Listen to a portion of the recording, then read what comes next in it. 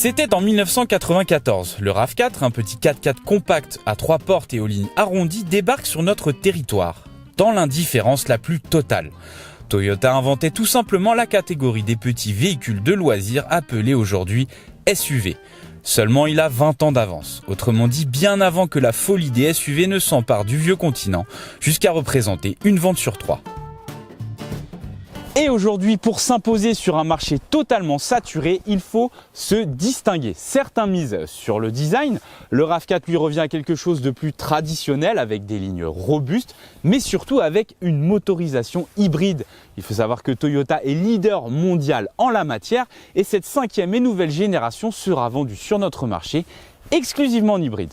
Et oui, car désormais le diesel chez Toyota c'est fini. Le constructeur ambitionne en effet de ne plus vendre de voitures fonctionnant uniquement au carburant fossile d'ici à 2050. Ce qui fait du japonais l'une des rares propositions hybrides à l'heure actuelle sur le marché généraliste, aux côtés du Honda CR-V et avant l'arrivée prévue en fin d'année du Peugeot 3008 hybride. Toyota voit donc les choses en grand et s'en donne les moyens. Le nouveau RAV4 repose désormais sur une nouvelle plateforme bien plus adaptée à la technologie hybride. Cette base a aussi permis aux Japonais d'étendre ses prestations familiales avec un volume de coffre qui grimpe à 580 litres, ce qui est bien placé dans la catégorie. Même constat aux places arrière où le japonais offre beaucoup d'espace et surtout aux jambes. Quant au cockpit, il prend un petit coup de jeune. On a désormais une planche de bord dessinée sur 3 étages avec au centre une tablette multimédia. Alors il faut reconnaître, c'est pas du tout la meilleure de la catégorie, les graphismes sont un peu archaïques, mais on se console avec une qualité des matériaux qui est en progrès par rapport à la génération précédente. Mitigeons toutefois, il y a quand même quelques plastiques durs, ça n'en fait pas la référence de la catégorie, mais là où le RAV4 progresse le plus, c'est en matière de technologie.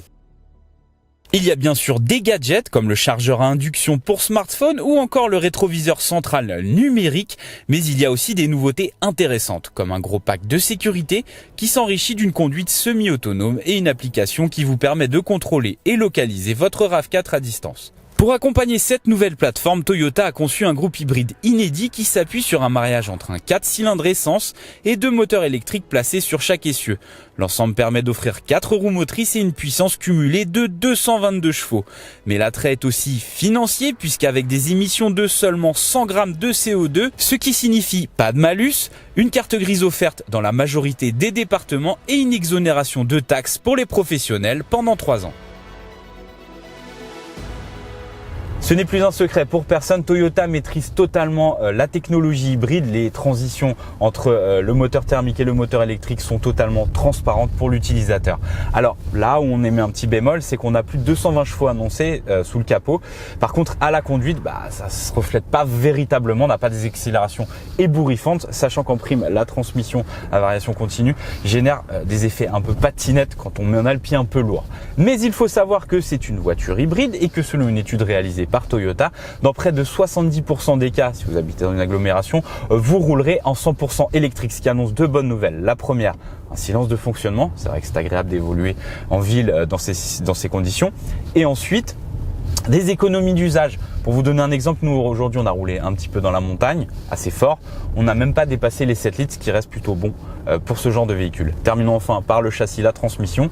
Aujourd'hui la version 4 roues motrices avec à l'arrière, ce n'est pas une véritable transmission intégrale, mais un essieu qui propulse en cas de perte d'adhérence.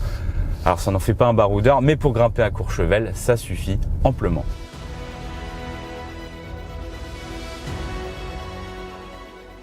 Le nouveau RAV4 se distingue du commun des SUV par sa motorisation 100% hybride. Très agréable à conduire, il offre en prime une économie d'usage proche du diesel et des prestations familiales en net progrès. Enfin, il faudra compter 35 000 € au minimum pour vous offrir ces services, ce qui reste relativement accessible à l'heure actuelle sur le marché.